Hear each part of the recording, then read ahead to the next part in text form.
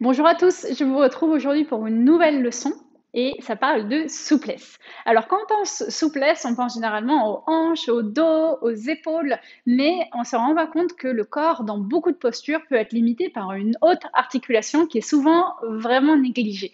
Et je parle de la cheville. Souvent, on ne fait pas trop attention à cette articulation et pourtant, on peut se rendre compte dans des postures d'ouverture de hanche que c'est la cheville qui va être limitante au niveau de la mobilité.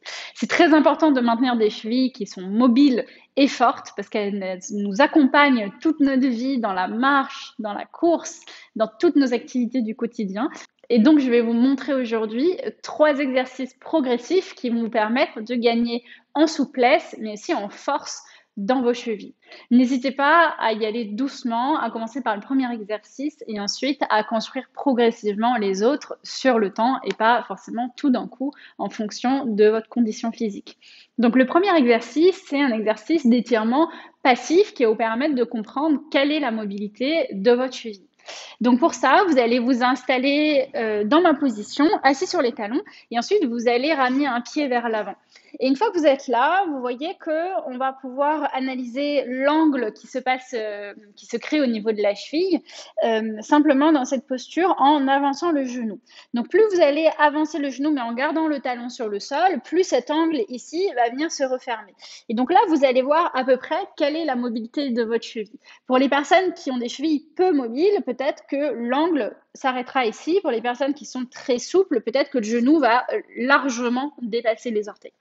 Et donc, vous allez chercher votre amplitude, votre angle le plus petit possible, l'amplitude maximale, et vous allez y rester. Et avec votre buste, vous allez chercher à mettre le poids sur la cuisse de manière à sentir que ça vient étirer ici, que ça vient comprimer ici. Et peut-être que vous allez aussi sentir l'étirement dans le mollet, voire au niveau du talon d'Achille. Et vous pressez ici sur le genou.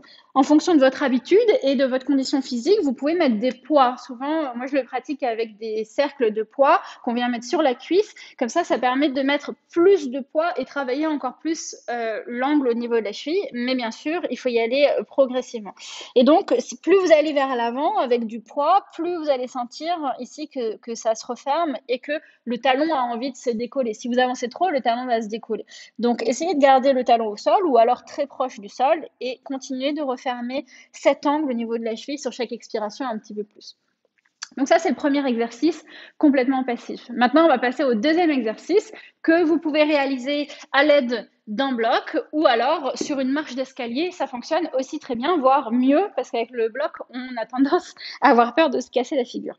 Donc vous allez monter avec les pointes de pied, donc juste les boules des gros orteils sur votre bloc. Trouvez votre équilibre ici ou sur votre marche d'escalier. Regardez bien droit devant et stabilisez-vous.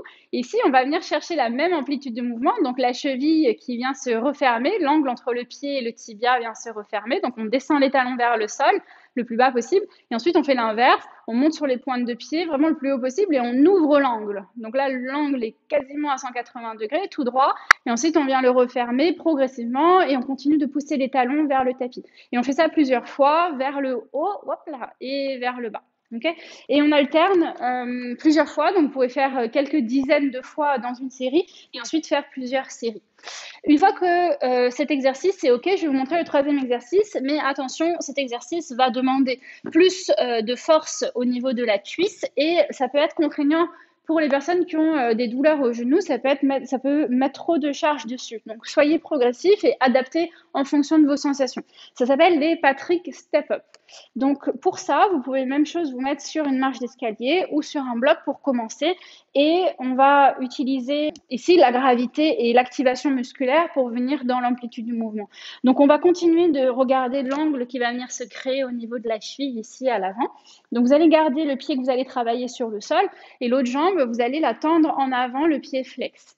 Ici, l'exercice, ça va être de plier le genou au maximum, venir toucher le talon opposé sans se reposer sur le sol et ensuite remonter. D'accord? Avec un bloc, c'est assez facile. Et plus vous serez à l'aise, plus vous pourrez monter. Okay? Donc là, même chose, on trouve l'équilibre, on vient tendre la jambe devant, on commence à plier jusqu'à ce que le talon touche et effleure le sol et ensuite on remonte. Et le but, c'est plus vous allez être haut, plus l'angle qu'il va y avoir au niveau de la cheville va se refermer et plus le genou va devoir partir en avant. Mais rappelez-vous que ça dépend de la force de votre cuisse et de la santé de vos genoux. Mais n'hésitez pas à travailler cet exercice, il est très intéressant. Et si un jour vous arrivez à être complètement à l'aise avec cet exercice, n'hésitez pas à prendre un petit poids, quelques kilos de plus sur vous. Donc ça peut être un sac à dos lesté, ou alors ça peut être des poids d'haltérophilie par exemple. Et voilà pour le troisième exercice. J'espère que ces trois exercices vous auront apporté des nouvelles informations. Et n'hésitez pas vraiment à regarder la mobilité de votre cheville. Ça peut expliquer beaucoup de choses dans les postures. N'hésitez pas à me dire en commentaire comment ça s'est passé et je vous retrouve bientôt pour une prochaine leçon. Namasté.